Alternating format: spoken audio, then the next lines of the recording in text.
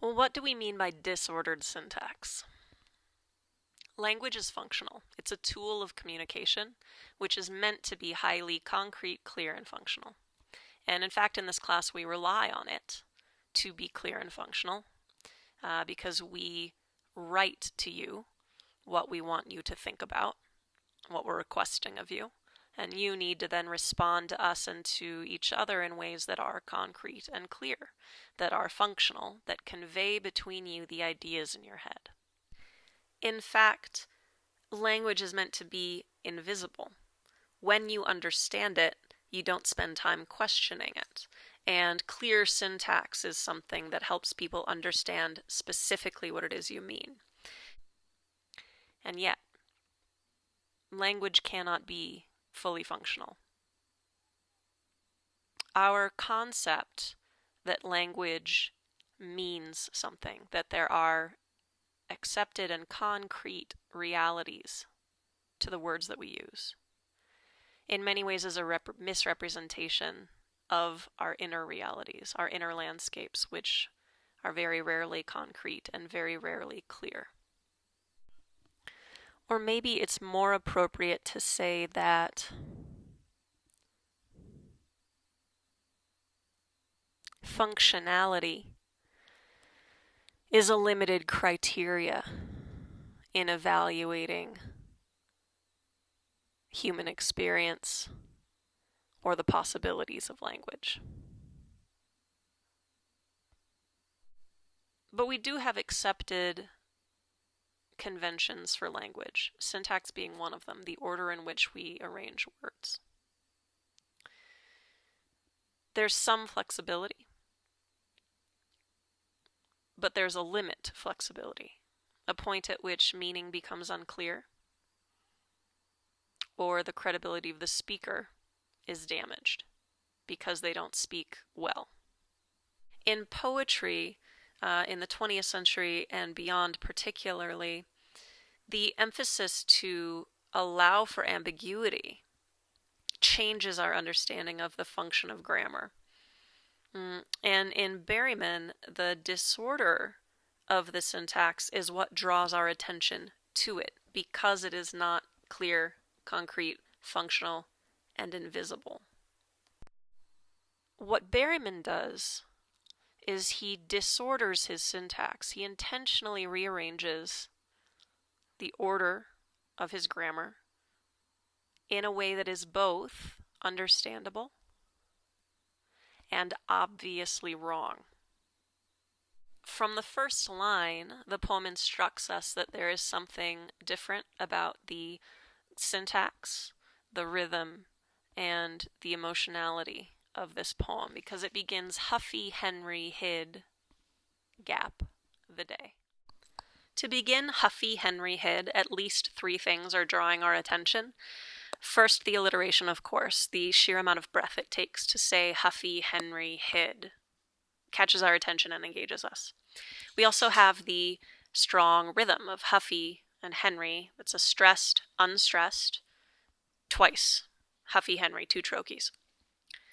But then we also have the inversion of the grammar. Huffy and unappeasable are both adjectives that are perfectly acceptable to apply to a person. We usually say that a person is huffy or being huffy or is unappeasable. To invert that grammar structure and put it before the subject makes for an effect that is understandable but odd. It puts us in a new world. Further, there's the gap between Huffy Henry hid and the day, and it's in the first line. It appears nowhere else in the poem. But it is an unconventional use of space in the line. It's not a functional use that you would use in prose. But here, it immediately draws our attention to the idea that something else is happening in the grammar.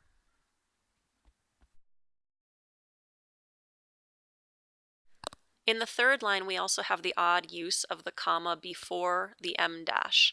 That doesn't seem to be emotional, but it certainly is effective in showing us again that the grammar is functioning in a new way.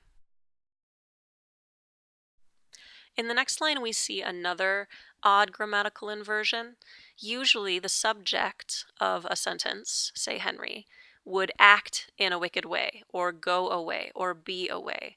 But here, Henry is not the subject. He is the object. He does not have the agency to make himself wicked or away. Rather, someone else is making him wicked and away. Or rather, Henry is feeling like those people made him wicked and away. Like, as in an almost childish way, he didn't have the ability to change that. And the next line, but he should have come out and talked, admits to a sort of need for his own accountability in the situation. Still, if we hadn't already seen it, we're beginning to see the surrealness of this poem and the way in which the diction and syntax itself works to create the dream song. The next stanza does not give us any strong grammatical surprises, but it is strongly inverted. It gives an archaic tone in its diction and in how its syntax is formed in the sentences.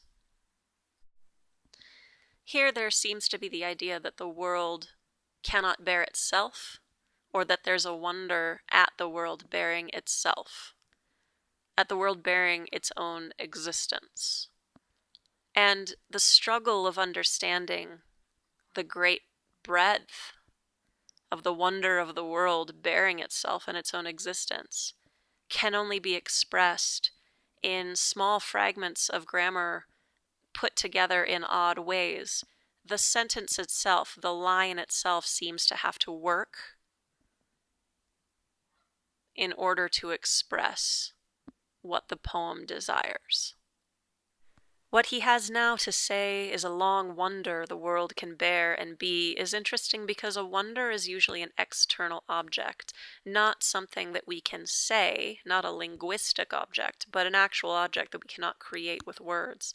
So to say it is a long wonder has again inverted our understanding of what we can and cannot do, what our agency is, what the world's agency is, and the dreaminess of that agency, the surrealness, is just one of many examples in this poem where the poem is clearly working to create the dream, to recreate the dream as a song.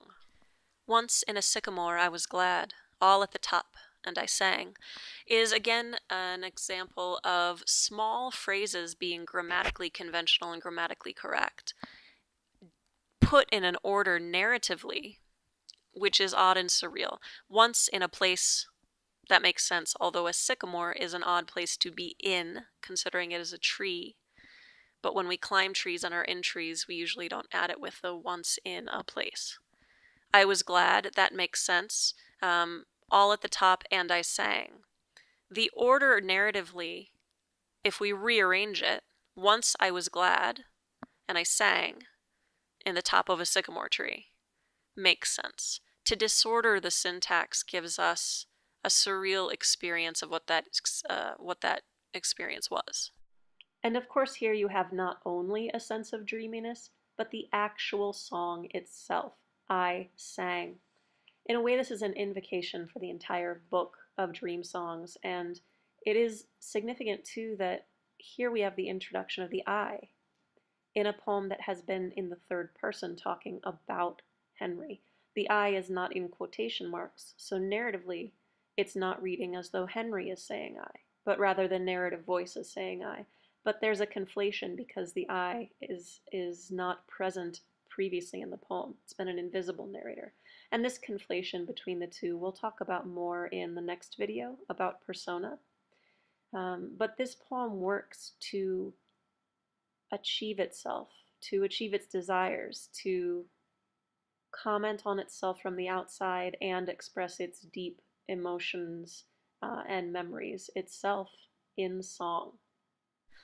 Hard on the land wears the strong sea, and empty grows every bed.